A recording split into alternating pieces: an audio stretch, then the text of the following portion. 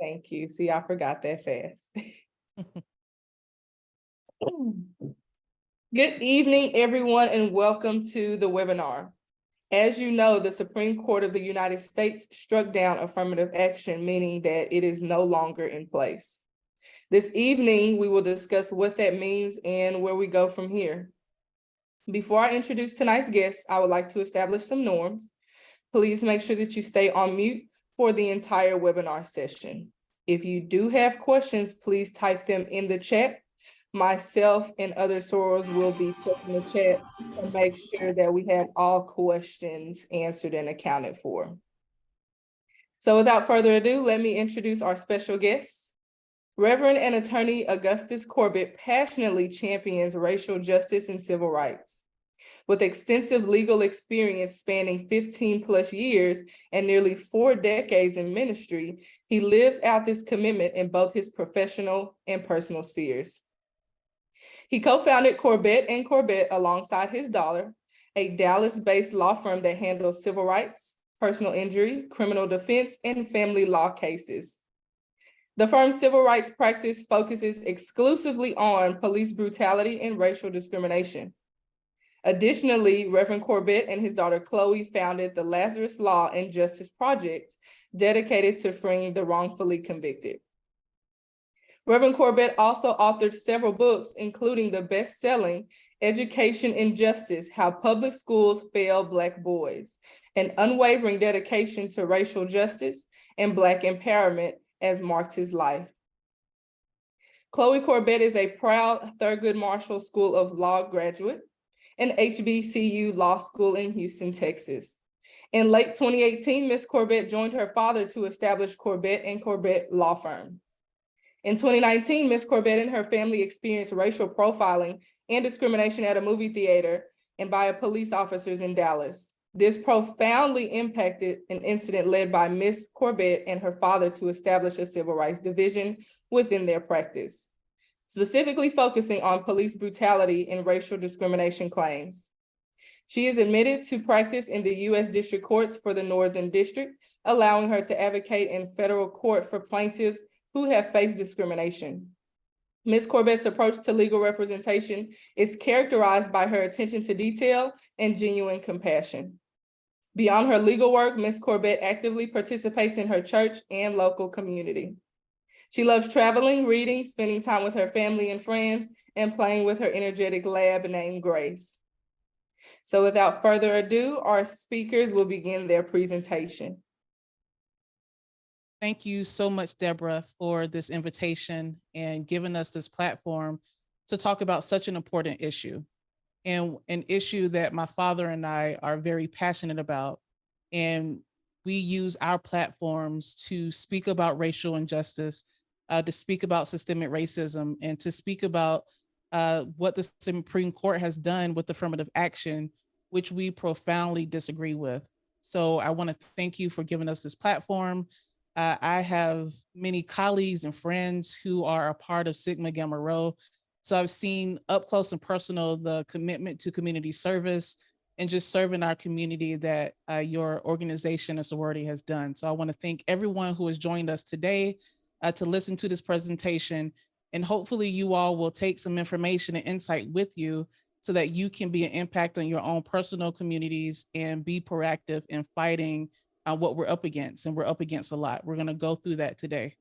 So when we were asked to present this topic of affirmative action and talk about it, we knew that it was a tall task, my dad and I. And it's a tall task because there is a lot of intersecting issues within affirmative action. You have systemic racism, you have the history of racism in this country, you have over 40 years of legal precedent and court cases from the Supreme Court on down. So it was a pretty tall task, but one that we were up for and one that we were excited to do. So we figured that we would break down affirmative action into several parts. There are 4 major Supreme Court cases that have had a big impact on the way that our universities handle race-based admissions from 1978 until now. So my dad is going to go through a history of race in this country and affirmative action and talk about the two earlier important cases. And then I'm going to close with the latest two cases, including the recent case that came out June 23, which led to this topic and to having this webinar. So with that, Dad, I'm going to turn it over to you. We'll have that discussion, and then we will take questions and have a conversation after that. Very good. Thank you, Chloe. I hope everybody can hear me okay. Excellent. Thank you. So, wow. First and foremost, thank you all so much. I applaud you for this forum and the opportunity to share with your great organization and others the importance of this affirmative action decision, most recent decision. But I must confess, I have not spoken to this many powerful women, I don't know, ever, maybe. So I'm just a little bit here intimidated to be the only guy amongst so many beautiful roses, powerful. So anyway, I'll work through it. I'll work through it. So, okay, good. My wife just confirmed you all hear me well. All right, so since 1619, we have fought white supremacy. Okay, let's just go all the way back. I mean, African Americans were brought here in chains and were then enslaved as chattel property. I don't think folks really understand the status of being chattel property for 250 so years in this country. But by the grace of God, slavery was abolished in 1865 with the addition of the 13th Amendment to the U.S. Constitution. And that was after a bloody Civil War. And what sort of precipitated that Civil War was the Dred Scott decision. You all have all heard of the Dred Scott decision, where Chief Justice Roger Taney said that Black people had no rights that white people in America were obligated to respect. That pretty much started the Civil War. That was untenable to the abolitionists, both white and Black, who wanted to see slavery end. So the Civil War began in South Carolina, and like I said, 1865, it ended not when actually some people think it ended with Lincoln signing the Emancipation Proclamation. That freed Blacks in those southern rebellious states, but slavery actually was legally abolished when the 13th Amendment was added to the Constitution. That occurred during the so-called Reconstruction period. In addition to the 13th Amendment, the 14th Amendment was also added to the Constitution, and it too is extremely important even to this day.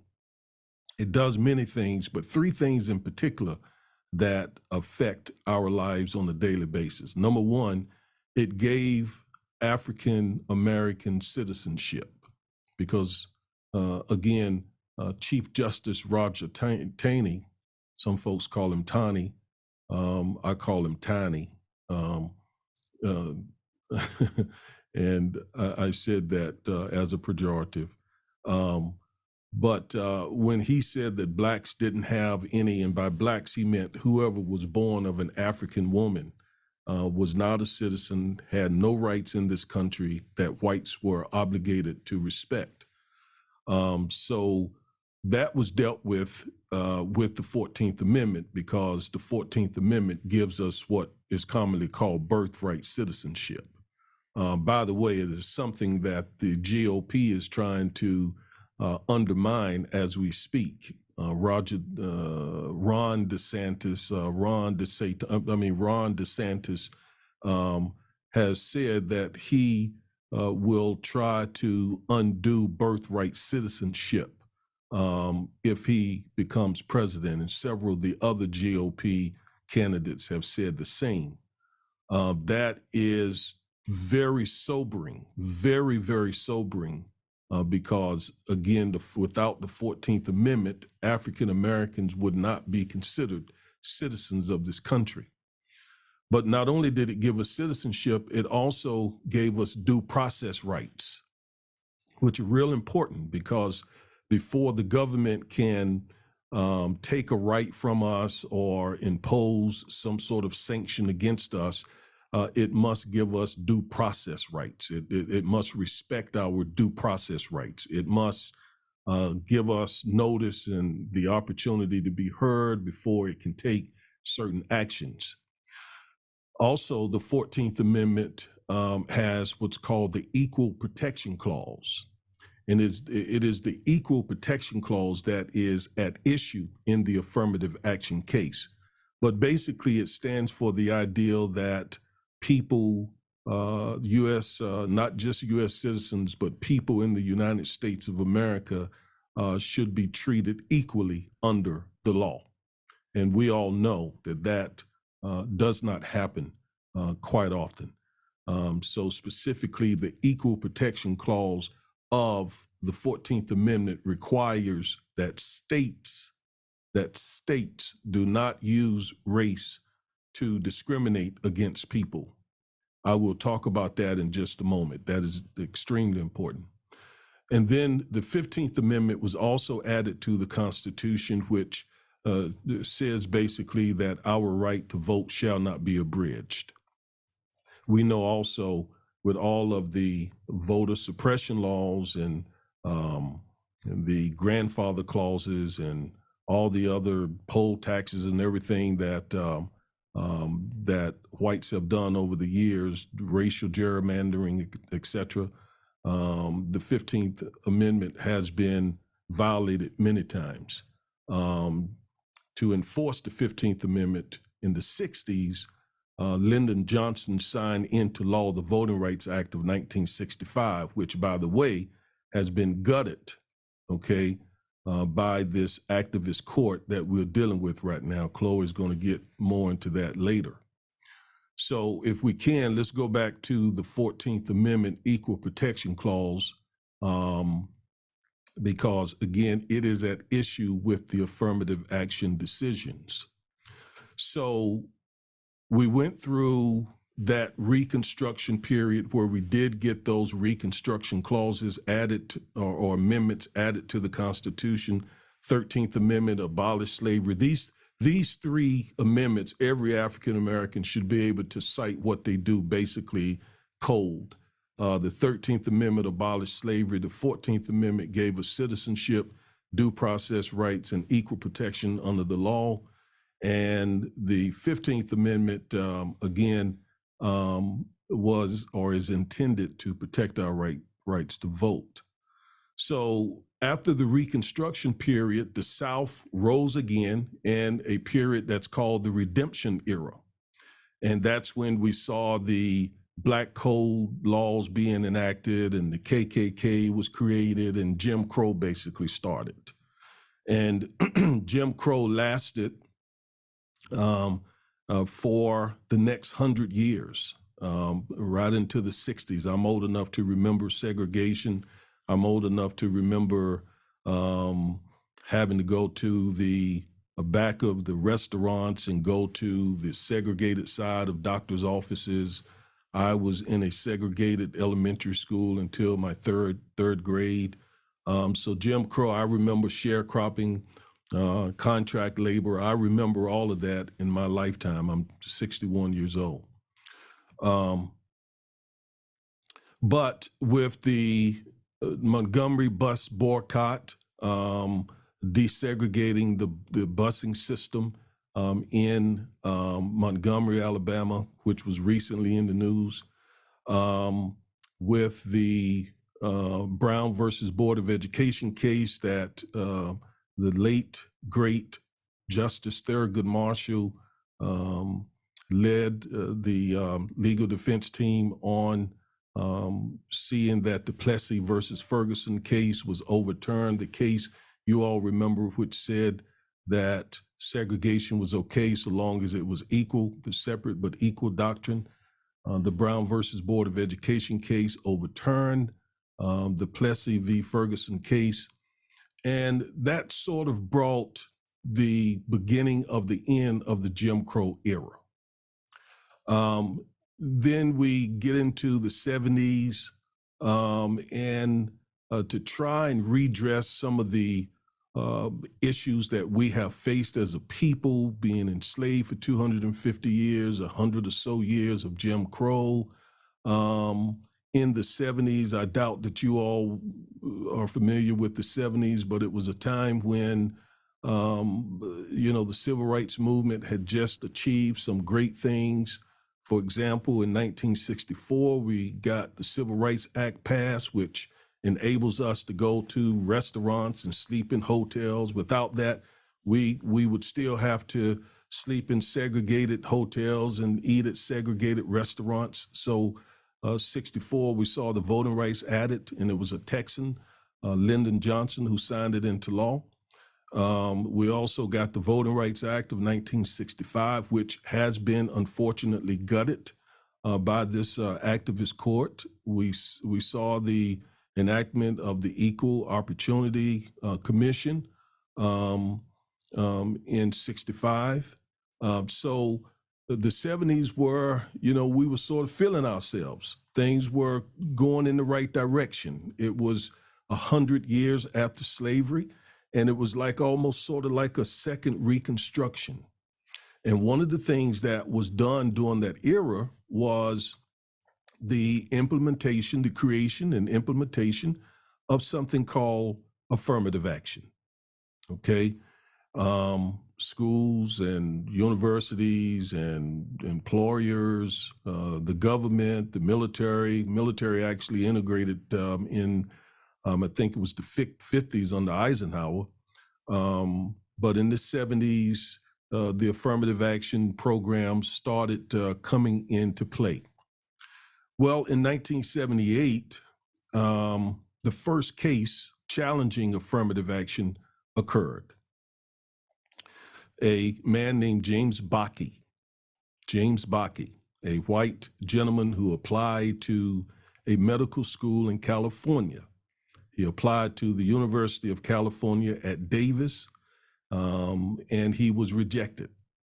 And he filed suit against California's university system because he said that affirmative action was the reason he did not get admitted into UC Davis Medical School. So California had implemented an affirmative action and admitted that they had implemented an affirmative action program, which took in consideration race. And now if we go back to the 14th Amendment, that was the basis of Bakke's lawsuit. He said that basically California, by taking into applicants' race, it was a violation of the 14th Amendment. And Chloe is going to get into how ironic it is for a white person to argue that the Equal Protection Clause, which was added and included in the 14th Amendment to protect the rights of Blacks and to give Blacks the opportunity, it's ironic and twisted that whites would come back and then use that very same Equal Protection Clause to say that they are the ones experiencing reverse discrimination. So that was the claim that he made. That was the issue in this Bakke case. And that was the first time that affirmative action was actually challenged in SCOTUS. Now, the U.S. Supreme Court has said in previous cases that pursuant to the 14th Amendment, if a state or a state agency takes race in consideration in any kind of program, then it's going to be looked at very, very carefully by the court. If it reaches the Supreme Court, they are going to apply a two-part test to any program that takes race in consideration by a state. And that two-part test is, first, the state must show the U.S. Supreme Court that there is a very, very compelling reason for taking race into consideration, a very compelling reason. And secondly, the state must also show that the action that they want to or have been implementing was narrowly tailored to bring about that specific interest, that compelling state interest. And so when Bakke reached the U.S. Supreme Court, a court that was like maybe 5 conservative, 4 liberal, including Justice Thurgood Marshall, the court wanted to know what was California's reason for taking race in consideration. And they offered about 4 reasons. 2 I'll mention, one of which was, they said, we're taking race in consideration in our application process at our university, at our universities, because we want to redress all the stuff, all the discrimination, the racial injustice that Blacks have experienced. So we're trying to just help out the African-American community by taking race in consideration. 4 of the conservatives on the court, 5 in fact, said, no, we don't like that. Okay, so what else you got? What is another compelling state reason, a compelling state interest that you want to offer? Well, they said, California then said, diversity. We want diversity on our campuses. Okay, we think it's in the best interest of our students, of our professors, of our community, of our university communities, of the country, to have a diverse campus. Right now, we have majority white students. We want to increase diversity. So that's why we took race in consideration in our application process. The court stayed divided about that, but one of the justices, Justice Powell, wrote an opinion where he was in agreement with California taking taking race in consideration to achieve diversity. All right, so that is the Bakke case, and that is the seminal, that is the foundational case of affirmative action. Okay. Fast forward to the 90s. Okay. In fact, let me see, want to be right here. Fast forward to actually 2003, and another case reached the U.S. Supreme Court called Grutter v. Bollinger. And basically the same type of case. A white person applied to get into the University of Michigan undergraduate program. Another white person applied to get into the University of Michigan's law school. Both were rejected. And they both, like Bakke, argued before the court that they were rejected because a Black person, an unqualified Black person, was admitted into the program, and that's how or why they lost their seat. That's what the plaintiffs said in both of those cases. Well, the U.S. Supreme Court said, and so Michigan had to do exactly what California did. Michigan had to offer some compelling state interest as to why it was taking race into consideration. And Michigan offered the same reason: diversity. We want a diverse campus. We're basing our case on the holding in the Bakke case. So like California want a diverse campus, want diverse campuses, we want diverse campuses. And the court said, okay, 5 members of the court said, okay, we will allow that to happen. The majority opinion was written by the late Sandra Day O'Connor. She wrote the opinion. wait a minute. I'm not sure if Justice O'Connor has passed. Chloe, help me out. I think she has. Okay, I thought so. I know Justice Ginsburg had. But yes, I do believe she has passed. So the late Sandra Day O'Connor wrote the majority opinion. And in that opinion, it okayed diversity as a reason to continue affirmative action, but there were about 5 conditions that future affirmative action programs had to meet, okay? One was there could be no quota program, all right? So a school could not say, we want 10% of our student body to be Black. The court says you cannot do that. No racial quotas. You can't have a solid number like that. You can take race in consideration among many factors, okay? But you can't have a racial quota. The court also said Blacks have to compete like the rest of the students. And this is really important because what that basically means is when a Black person applies to a university while affirmative action was in place, that Black person, that Black applicant, that Black student still had to have good grades, still had to have a great SAT score. In other words, contrary to popular opinion, affirmative action did not give a break to unqualified Black folks because, again, the Grutter decision required that the school only look at qualified Blacks, okay? Blacks with great grades, Blacks with a good SAT score, et cetera, et cetera. So that was a condition. There could not be another condition was there could not be any stereotypes in the program. So the court and another very important condition is the affirmative action program had to have an end date, okay?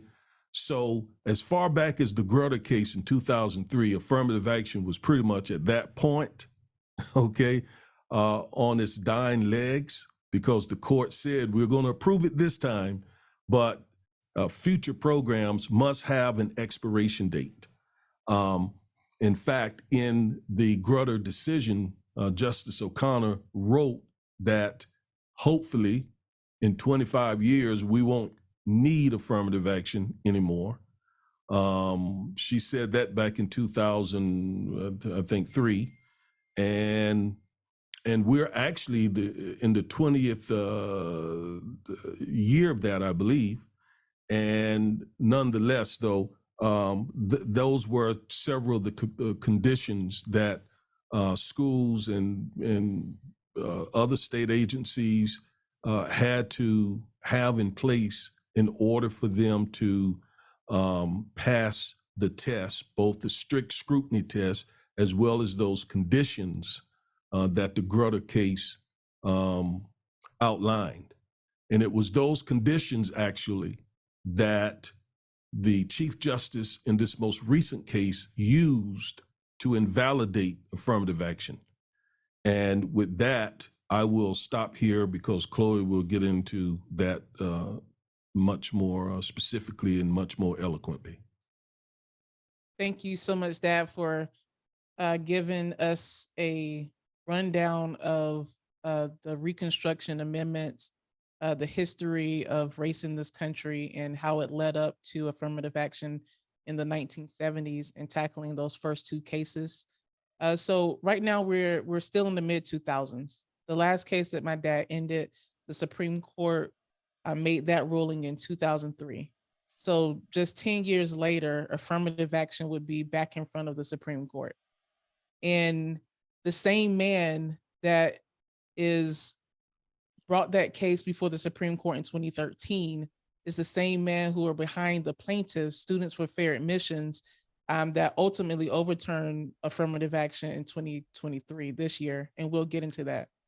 His name is Edward Blum, and he is a white man who has made it his life's mission to try to eradicate the use of race in public policy, whether it be education, voting, the private sector as well, and we'll get into that too. So in a case called Fisher v. the University of Texas, and I went to the University of Texas. It's one of our premier schools here in Texas, and they had a policy called the 10% policy that was enacted in 1997. And what that meant is that the University of Texas, UT Austin, I'll call them for short, they would admit all high school seniors who ranked in the top 10% of their graduating class. I was actually admitted to UT Austin via that process because I was in the top 10% of my class. And for the remaining students who were not in the top 10 who applied to UT, then the university decided to use race as a condition in considering the applicant's application and whether or not to admit that applicant to become a student at UT Austin. And just like my dad said in the Grutter case, it's important to point out that the Supreme Court said that race could only be used as a condition. The Black students still had to be qualified. So you had qualified Black students applying to UT Austin and other universities and colleges in the United States, with the Supreme Court saying that their race could be used simply as a consideration. That's it. Because there has been a targeted attempt to make it seem as if unqualified Black students are attending colleges, graduating from colleges, going into the employment sector, et cetera, and that's not the case. And that's not what the law allowed. The law simply said that for qualified Black students, race could be used as a consideration. So the UT Texas, they wanted to make sure they had a diverse student body as well. It has been long accepted at universities and colleges that having diversity of thought, racial diversity, diverse ethnic backgrounds is best for all students, not just minorities, not just African Americans, but all students who attend the campus. And UT Austin was no different. So for the remainder of the students who were not admitted via the top 10%, they used affirmative action and race-based admissions to admit students as well. Abigail Fisher was a white female who applied to be an undergraduate student at UT Austin and was rejected. She was not in the top 10% of her class. So she competed for admission with other non-top 10% in-state applicants as well. And again, the University of Texas denied her application. So Ms. Fisher, with Mr. Edward Blum behind her, filed suit against the university and other defendants and claimed that UT using race as a consideration in its admission decisions was a violation of the Equal Protection Clause of the 14th Amendment. We got to go back to that. My dad just gave an eloquent breakdown of why the 14th Amendment, the 13th Amendment, and the 15th Amendment are so important to us as African Americans. And that is why it is so, for me, infuriating that the 14th Amendment is being used to deter African Americans applications and to use us as the butt of why affirmative action has been reversed.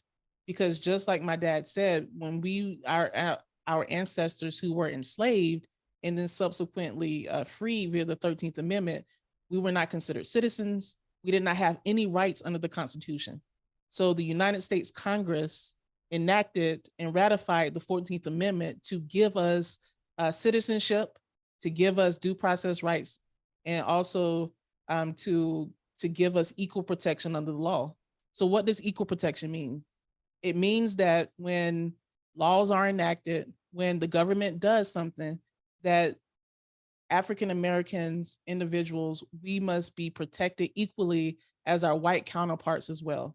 So the intent behind Congress enacting the 14th Amendment in the mid-1800s was to protect precisely the people that the plaintiff in Fisher and the plaintiffs in the most recent case are going after.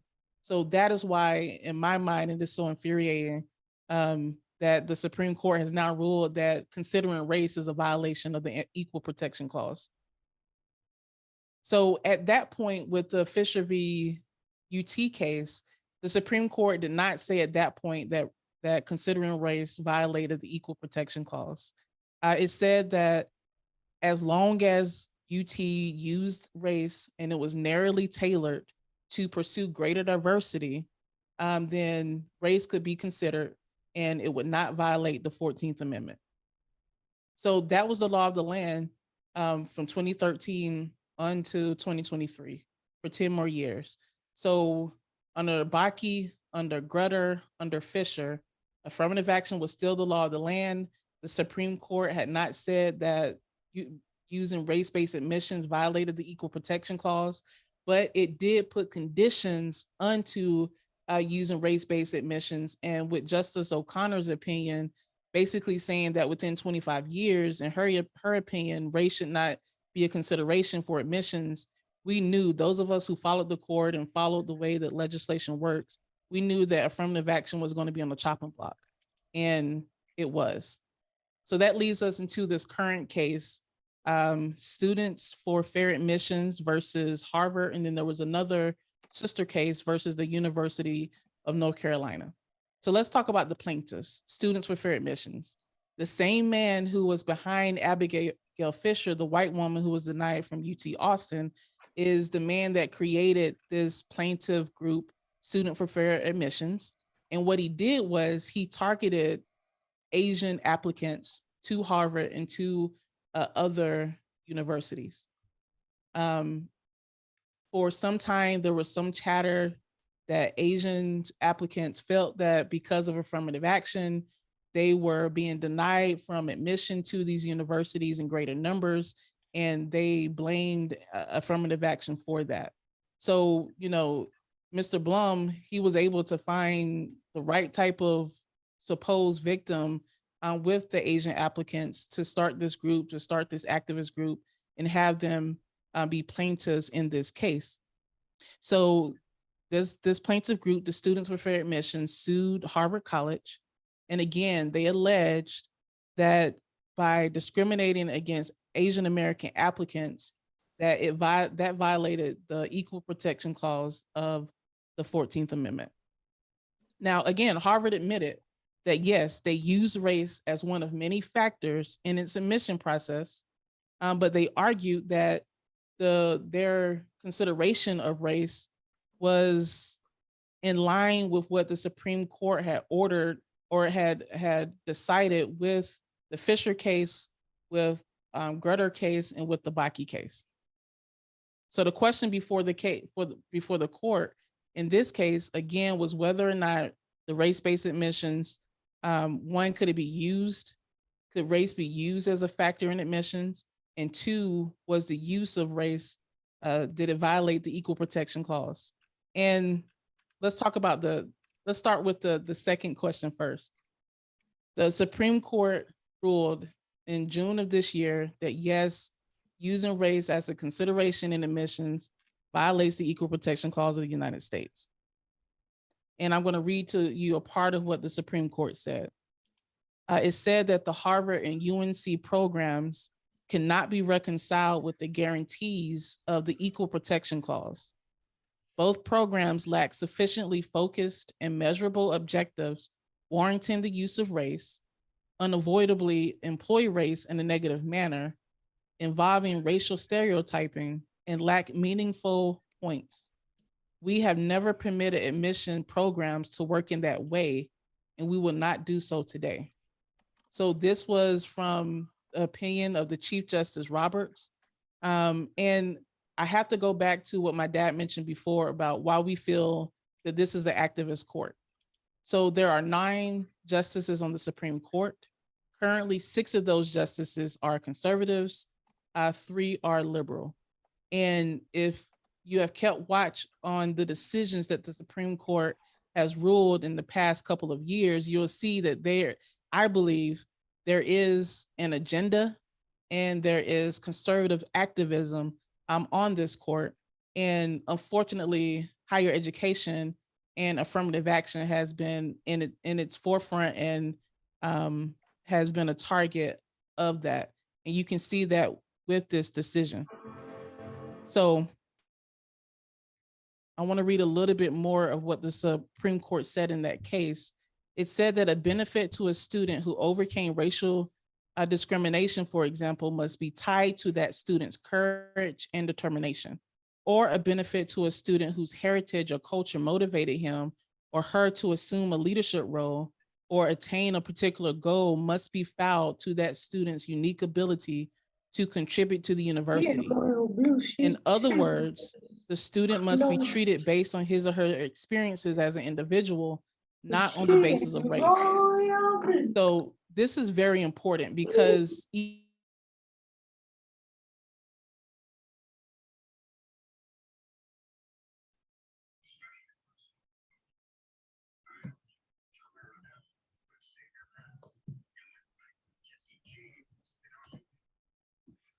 Ms. Corbett, can you come off of mute?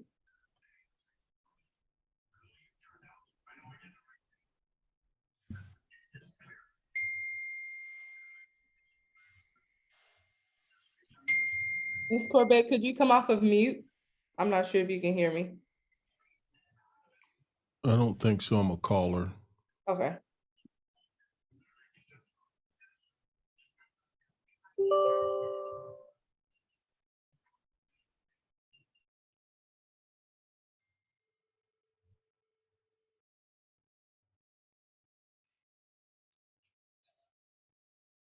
Yeah, Chloe, your sound went out. oh, I don't know what happened. You can just come off of mute and then we should be good. Apparently you're muted. Okay, I haven't even touched my computer. Do you see where you're muted? Okay, can you all hear me now? Okay, thank you. I apologize for that. What was the last thing that you all heard? You were reading a quote, the second quote. Can you hear me? Yes. You were reading the second quote. Oh, okay. Sorry about that, you all. Technical difficulties. So I was reading another very important part of this decision that I think gets to a simple question about whether or not can universities use race when considering student applications. And what the Supreme Court said is, quote, a benefit to a student who overcame racial discrimination, for example, must be tied to that student's courage and determination, or a benefit to a student whose heritage or culture motivated him or her to assume a leadership role or attain a particular goal must be tied to that student's unique ability to contribute to the university. In other words, the student must be treated based on his or her experience as an individual, not on the basis of race. Now, what the Supreme Court is saying there is, even though race cannot solely be used as a consideration by a university, if a student discusses how their race has affected their leadership ability, how their race has helped them to overcome certain trials or was an inspiration for them, then the university can use that explanation and that essay as a factor in considering whether or not to admit that student. So on the one hand, while the Supreme Court said that considering race is a violation of the Equal Protection Clause, on the other hand, it said, well, universities can consider race if the student can show how their race was an inspiration or they had to overcome some obstacle or some burden because of their race. So they kind of left it open a little bit. And I believe that there will be even more lawsuits coming on that basis. We know that Harvard has been sued because of its legacy admissions, because the question becomes, okay, so if the universities are not considering race, what about the people who are being admitted to these universities by legacy admissions because of donorship to the school, because their parent or family member attended the university? So why target race but not target these other factors that could have been a hindrance to the Asian American plaintiffs as well? So that lawsuit is in the pipeline, and You're probably going to hear news about the lawsuit as it goes through the court system. And that again might reach the Supreme Court in order for the Supreme Court to address that as well. So where we are now is the Supreme Court has said that considering race violates the Equal Protection Clause of the United States by these higher education institutions. But it left a little wiggle room and perhaps confusion by saying, well, if the student talks about their race, then perhaps the university can consider that when admitting the student. So the reason why, again, this recent opinion is so infuriating is because we know the original intent of the 14th Amendment was to protect us as a class of people and as Black Americans in this country. And to say that just trying to promote diversity, even the playing field for students who are being admitted to these universities, and just considering race as one of many factors that violates the equal protection, it really, in my opinion, goes against the intent of what Congress wanted. And our first Black female Supreme Court justice, Justice Ketanji Jackson, she gave an amazing dissent about this. I am so happy that she is on the bench. We have been talking about how important it is and how necessary it is to have a Black female, her voice be on the bench, and she's qualified and highly intelligent. But she gave a very, very searing dissent to this. And I want to read a little bit of what she said as well. Let me pull it up. Chloe, I think it would be great if we also read a little bit of Clarence Thomas's concurrent opinion, because it was basically him and Justice Jackson sort of going at each other in this case, and it was just for us lawyers just a powerful, powerful moment. So I think her comments would be understood and appreciated even more if we read a little bit of Clarence Thomas's. What do you think? I love that, because it'll show the contrast between those different schools of thought and maybe even the divide that is in the African-American community as well. So do you have his dissent or his concurrent opinion, Dad? Yeah, that's what I was just pulling up. Okay. But before we do that, we've been talking for quite a bit. Let's can we see if there are any questions while I find this? Sure, yes. Let me look into the chat. We do have a few questions typed out here. Let's see. One is, what advice can we give our children who want to go to universities that are predominantly white? That's such a good question. One thing that I would say is, I was told in school that we have to be 5 times better than my classmates, because we know just the systemic racism that is in the educational system. We know the way that a lot of teachers view our Black boys and girls who are attending school.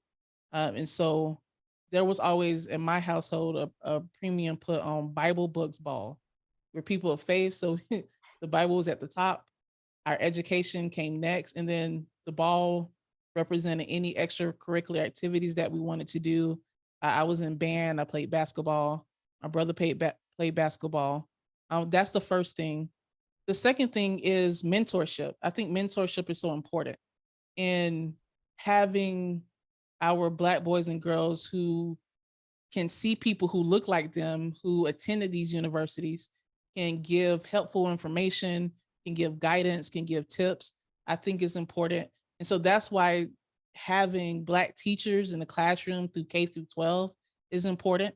Having Black guidance counselors is important as well, so that our children can see, oh, there is someone who went to a predominantly white institution. Oh, I can talk to somebody who can help me through, what it feels like to attend one of these institutions. So I would say mentorship and a focus on being excellent academically too. What about you, Dad?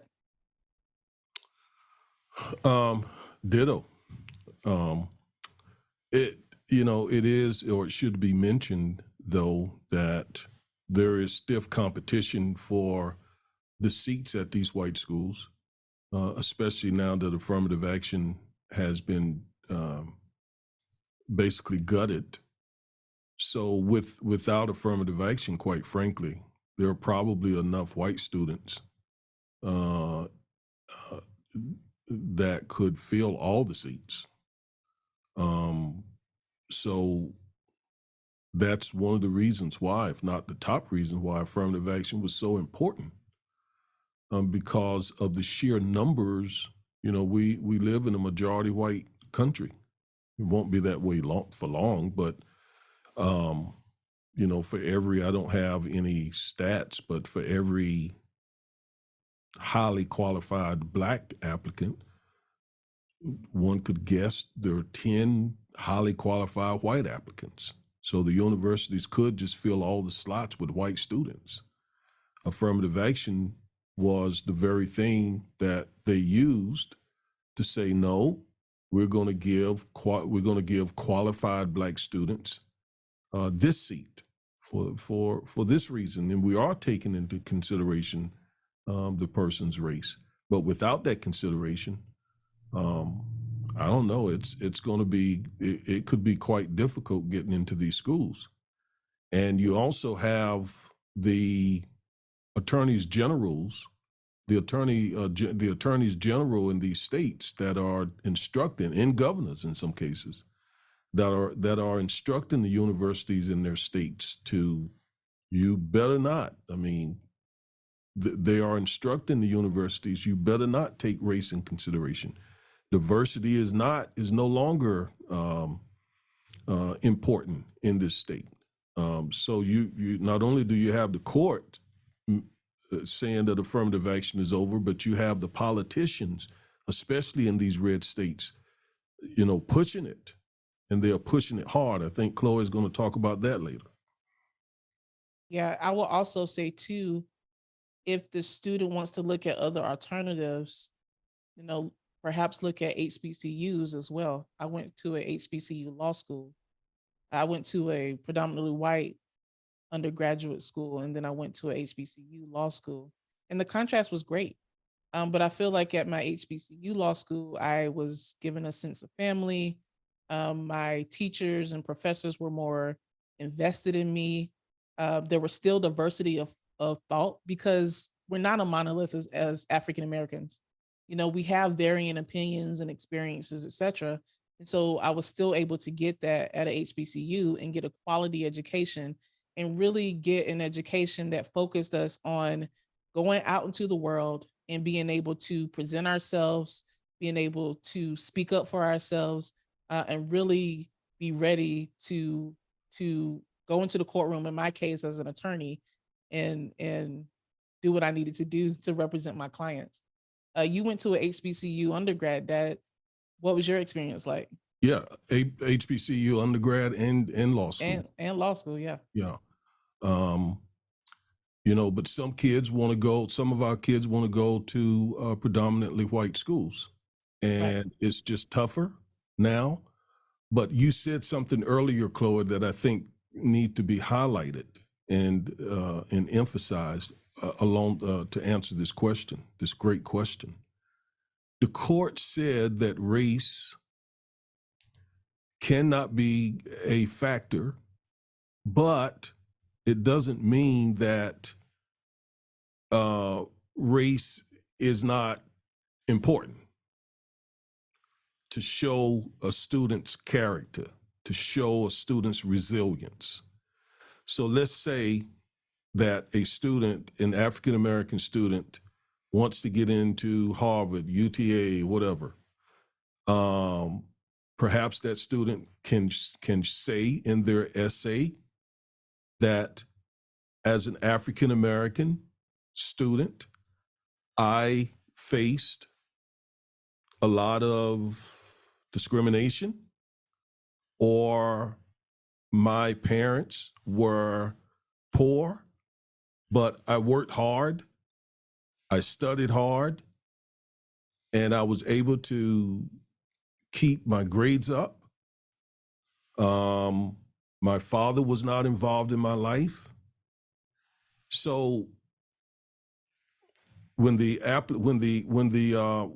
application committee looks at that application, they're not taking that applicant's race in consideration, but they are seeing that this is an African-American student who, despite her many challenges, has proven that she deserved to be here. So the court said, that's okay. The court said, that's fine. So a direct answer to that question is, in addition to doing what Chloe's saying, that is being the best student you can be, having the best grades that you can have, etc., do sort of throw in somewhere on the application that I had unique challenges as an African American, but still look at what I did. Look at my resilience. Look at my character. Look at how hard I worked. So the university will see from that applicant that this is an African American student, the type that we would love here, who has, again, resilience and great character, and the university would not be violating the court because they're not admitting the student because the student is an African American. But race is being considered sort of indirectly. The court said that was fine. Yep. Were there any other questions before we discuss the opinions by Clarence Thomas and Justice Ketanji Brown Jackson?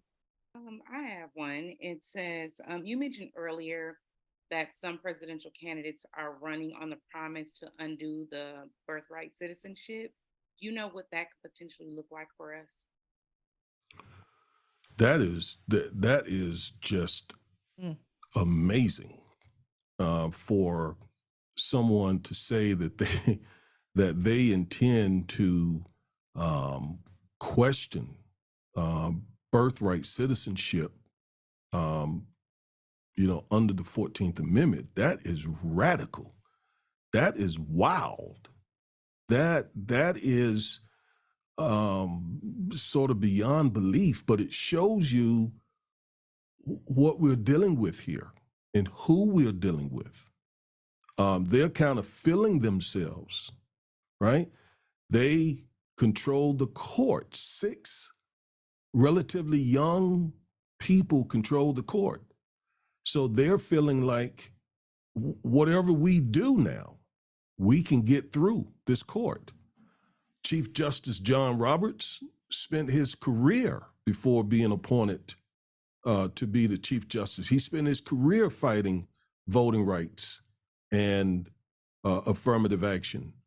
So did Brett Kavanaugh. So did Neil Gorsuch. Certainly Clarence Thomas did, and Amy Coney Barrett, and Samuel Alito. These people have been committed for years, decades, at getting the very results that we're getting now. And they will not stop with affirmative action. They will not stop with gutting the Voting Rights Act. On a broader level, we're dealing with people who are afraid of the browning of this country. They are afraid that Blacks and brown people, Hispanics, immigrants are taking over. And when Obama was elected and then reelected, and now Kamala Harris is the elected vice president, in their minds, they're running scared. They're desperate to stop what, again, they consider to be the takeover of this country. And if you all don't remember anything else I say, please do one thing. Do many, but make sure you do this one thing, and that is vote. Vote. Voting or elections, my wife says it all the time, have consequences. And that's how we got this 6-majority court, because of voting. So this is a very radical Trump mega group of candidates that we're dealing with. And they're going to chip away. We see it right in our eyes. They're going to chip away at the 14th Amendment. They're going to chip away at the Brown versus Board of Education case. They're going to chip away at the voting rights, at the Civil Rights Act. Anything that has race, that uses race to, as a preference, they're coming at it. Yeah, to expand on that, it was just announced that this Edward Blum, who was behind the Fisher v. UT case and this most recent case to overturn affirmative action, he's behind a group that is now targeting a nonprofit venture capital fund that was started and is ran by 2 Black women called the Fearless Fund. And he has just filed a federal lawsuit in court in the U.S. District Court in Atlanta, alleging that this fund is violating the Civil Rights Act, Section 1981 of the Civil Rights Act, because the fund has a grant that provides various grants to Black women-owned businesses. And so because of that, and we know that getting funds as Black people and specifically Black women in this country are difficult. I read some data that less than 1% of Black women-owned businesses get venture capital from these investors. And so 2 women stepped up to the plate, started this nonprofit, started this venture capital to provide resources and money to these businesses. And now they're being sued under the Civil Rights Act of 1981 by the same man who was behind the plaintiffs who challenged whether or not affirmative action violates the Equal Protection Clause. So this fight is just really beginning, and it's going to continue. And so I want you all to be on the lookout for that too, because that's probably going to go through the court system and may even end up in front of the Supreme Court. And I got, just then I got a little bit carried away, excuse me, and didn't answer this question directly. So let me be very direct and very specific about this birthright citizenship. So if you're born in this country, you are a citizen automatically, no questions asked, period. And that was added to the 14th Amendment specifically for Black folks, because you had African mothers getting off the ship, off the boats, and giving birth to babies, and those children were not citizens, because the Dred Scott decision specifically said if the mother's Black, if the mother's from Africa, the child cannot be a citizen. So that was the way they were excluding us. So to hear these GOP folks say that they would go after birthright citizenship, what it means is if they're able to get that weakened in some way, then they could say, okay, these children are not automatic citizens now. Black kids from a certain zip code will no longer be citizens, or Black kids whose parents don't make X amount of money are no longer citizens, or Black kids, who knows how they will use that once they accomplish it, but it goes to the very heart of what it means to be an American. And they're using the immigration issue, right? That's what they're using to gin up support for this radical ideal of attacking birthright citizenship. They're saying that Latino women come here, have a child, and and then that child has all these rights because the child is now a citizen. And So they're saying Latino women Mexican women are taking advantage of that. So they say we need to change it. I strongly disagree with changing birthright citizenship. It is the law. It is a part of the Constitution. It has protected us, and it's a slippery slope, right? You start doing that with Latino, Hispanic women, or some other group of women. Again, these folks can challenge citizenship, birthright citizenship for anyone other than white. Because again, that's what they're trying to do. They're trying to maintain the majority control of the country.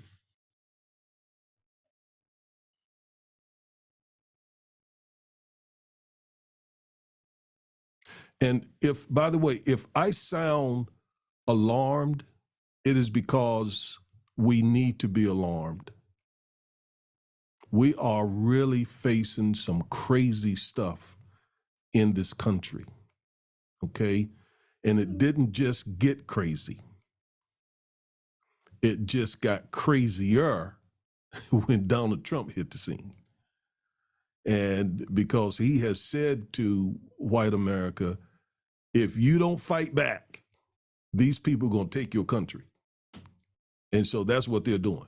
They're fighting back and trying to undo any sort of racial advantage that Black folk or any other non-white person has. Yeah, and on top of that, we need to take that alarm and be proactive. The people who were behind having affirmative action overturned, they were proactive.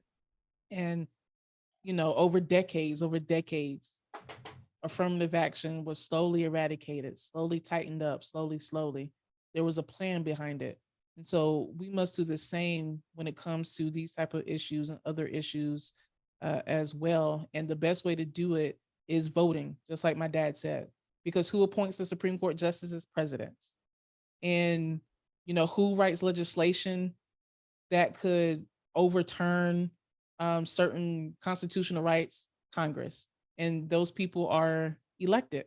And so, and even more so on the local level, that's another thing too, back to the first question about what can Black children do if they want to go to predominantly white schools? Well, now a new front are the local school boards in our local communities. That is where sort of the fight is going, targeting those school boards. And so we need people, who are in there, who are passionate about education justice, racial justice, making sure that our children have a level playing field. So voting on the local level is so important too. And it has an even greater impact at times than who the president is or even who's in US Congress. The local school board, city council, the state legislatures, etc. My wife just informed me that Sandra Day O'Connor's has not passed. So she told me to correct myself. So that's what I'm doing. I do what she says. We'll probably get to We'll probably get to about 2 more questions after you all read the quotes that you are pulling up. That way we can conclude at 8:30. Perfect. Thank you, Deborah. Dad, can you read the first quote from Justice? Well, yeah, so much. Yeah. He spent a lot of, let me explain this. When a case is decided by the U.S. Supreme Court, there is what's called a majority opinion. That opinion represents the majority of the court's, decision on a particular issue. But that's not the only opinion that's written in these cases. There's also quite often a dissenting opinion, and quite often a concurrent opinion, or several dissenting opinions, and several concurrent opinions. So in this case, Justice Thomas wrote a concurrent opinion, which means he agreed with the court, with the majority. He was in the majority, but he wanted to say some things himself. And he wanted to say a whole lot of stuff directly to Justice Jackson, because Justice Jackson, she represents the Justice Thurgood Marshall wing of the court. So she came on the court swinging. Anyone who knows me would tell you, I had been advocating for a Black female to get on this court for years.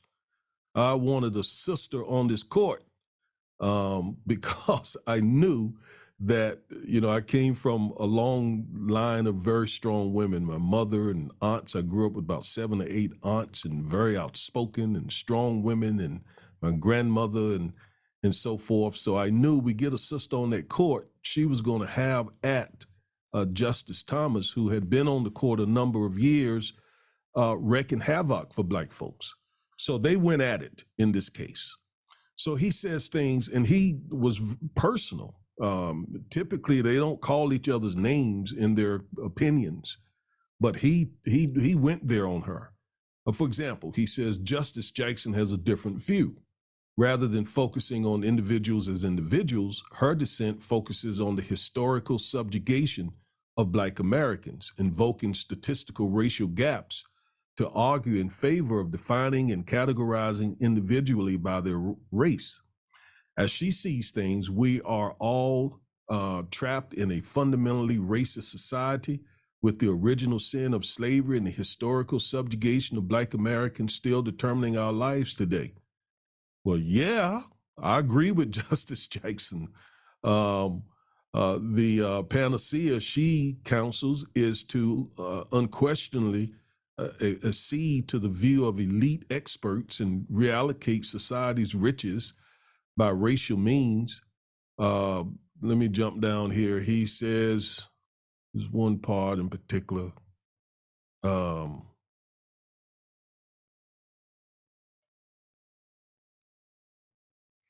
His concurrent opinion is so long, but basically he goes on to say, yeah, right here, here it is.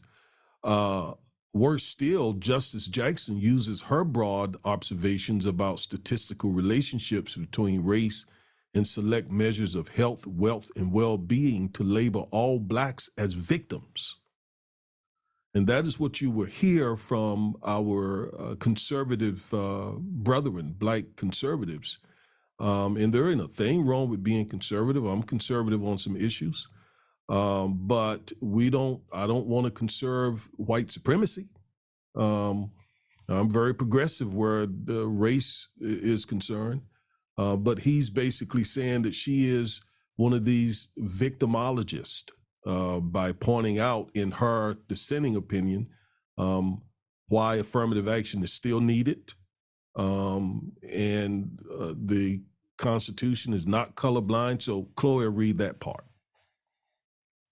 Yeah, so this dissent by Justice Jackson was powerful. And by dissenting, it means she does not agree with the majority that affirmative action should have been overturned. But she starts off her opinion and says, Gulf-sized race-based gaps exist with respect to the health, wealth, and well-being of American citizens. They were created in the distant past, but have indisputably been passed down to the present day through generations. Every moment these gaps persist is a moment in which this great country falls short of actualizing one of its foundational principles, the self-evident truth that all of us are created equal. Yet today, the court determines that holistic admissions programs like the one that the University of North Carolina has operated are a problem with respect to the achievement of that aspiration, rather than a viable solution, as has long been evident to historians, sociologists, and policymakers alike. So she starts off hard. She talks about the gaps that still exist with Black Americans and white Americans and the effects that they continue to have, and how universities have used holistic admissions programs to try to close those gaps. Just like my dad said, these opinions are long, but I want to go to one other part.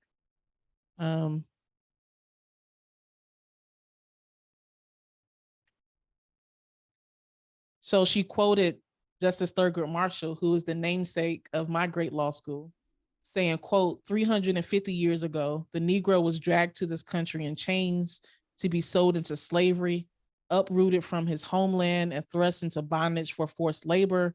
The slave was deprived of all legal rights. It was unlawful to teach him to read. He could be sold away from his family and friends at the whim of his master, and killing or maiming him was not a crime. The system of slavery brutalized and dehumanized both master and slave.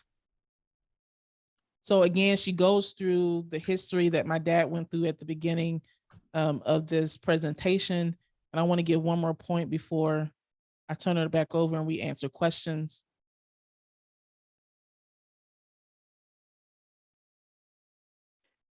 She said, quote, recognizing all of this, UNC has developed a holistic review process to evaluate applicants for admission. Students must submit standardized test scores and other conventional information, but applicants are not required to submit demographic information like gender or race. UNC considers whatever information each applicant submits using a non-exhaustive list of 40 criteria, 40, grouped into 8 categories: academic performance, academic program, standardized testing, extracurricular activity, and more.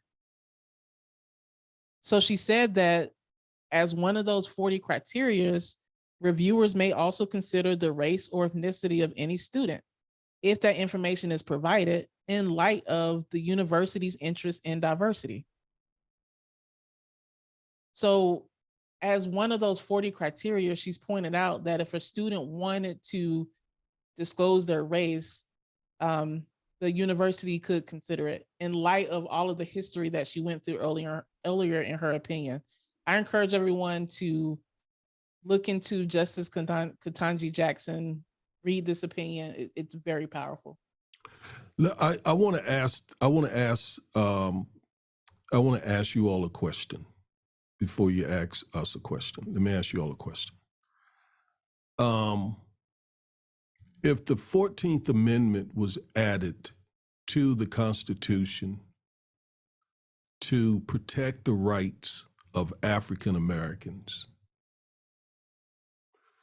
do you think it is a violation of the 14th Amendment to then create programs to benefit African Americans?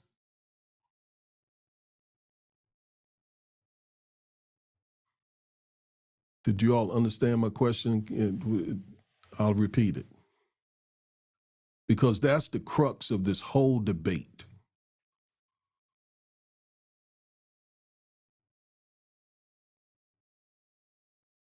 Can someone offer me an answer? Let me ask the question again. If the 14th Amendment was added to the Constitution to protect the equal rights of Black Americans, do you think it's now a violation of the 14th Amendment to create programs to benefit Black Americans? Isn't that the intent of the 14th Amendment? I would say it is the intent of the 14th Amendment, because now that affirmative action has been struck down, how is the playing field equal? And so if programs are created to help and benefit African Americans, then would that not attempt to make it equal, if that makes sense? Exactly. About the playing field? Exactly. I agree with Sora Johnson. I believe that if the 14th Amendment was enough, that if it was actually being followed, then we wouldn't need the programs at all. The playing field would be level without the programs. But obviously it's not, and that's why we need them. Yes, yes. And now they're going after the programs too, through DEI initiatives. Here in Texas, DEI, which is diversity, equity, and inclusion programs that a lot of universities have, and some employers as well. It was struck down here in Texas, and many states across the country are doing the same. And so, even our students that are going to these predominantly white institutions, the diversity and equity programs would be a place of, like I said, mentorship and getting extra support. But if they're not there, what happens now? And there's been chatter too about how does that affect our sororities, like your own, like SG Rho, like other sororities who are a part of the Divine Nine. So that remains to be seen how that litigation goes. If the striking down of the diversity, equity, inclusion programs then target our Divine Nine fraternities and sororities. So that's something that we're all going to be looking out for as well. Well, mention that case that you told me about today, Chloe. I think, was it you or your mom? Which case? The case where the Black woman has a venture capitalist company, and she has been sued. Was that you? Didn't you mention that? Yeah. I talked about that. It's called the Fearless Fund. She's now being sued by the same man who were behind the plaintiffs of this latest affirmative action case. And he is alleging that her company is violating the Civil Rights Act by offering grants that are targeted toward Black women-owned business, which is ludicrous. That's amazing, you all. I mean, Ludicrous. They're literally coming at everything that in any way attempts to benefit African Americans. I think we had a couple more questions before we end.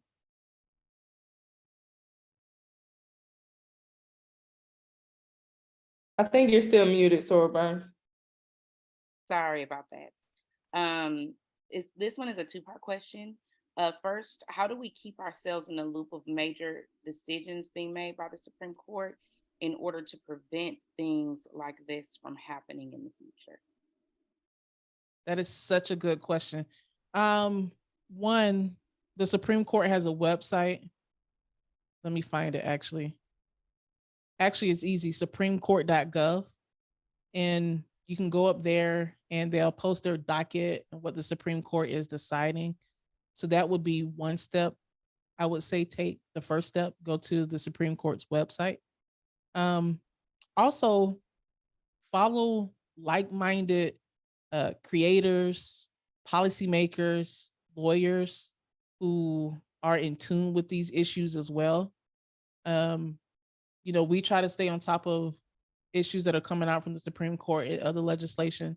And there are other creators and people who are actually in the legislature who are doing that too. And I will also say, last but not least, stay in tune with your local representatives. Because again, voting is so important. So your state representatives on the state level, your US representatives, your senators, because they will be providing valuable information as well.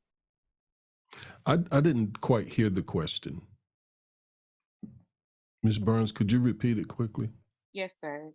The question was, how do we keep ourselves in the loop of major decisions being made by the Supreme Court? And how do we in order to prevent things like this from happening in the future? Okay, yeah. I would ditto what Chloe said as to the first part of the question. And the last part of the question is, when those folks hit the court, when they're put on the court, they're there for life based upon good behavior. So if they don't do something really, really crazy, they will stay there until they die. Okay, like Justice Scalia literally died while on the bench. What I'm leading up to is the very best way to prevent them from doing stuff like this is to keep those kind of folks off the court in the first place by voting. Because again, the president nominates people, and then the Senate confirms them. And both the president and senators are elected officials. So voting is critical. And doing what you all are doing, organizing, activism, being involved when it's time to vote, even before it's time to vote, so that we can keep those kind of folks not only off the U.S. Supreme Court, but off federal circuit courts and federal district courts, state courts, they're all elected officials. A good example of that is what's happening in Georgia now, which the elected district attorney, Fannie Willis, has brought several felony indictments against former President Donald Trump. She's an elected official.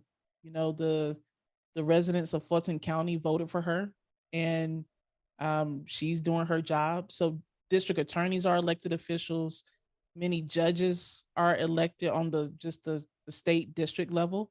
So that's why voting is so important, and making sure that we have people in place who care about racial justice and equalizing the playing field as well.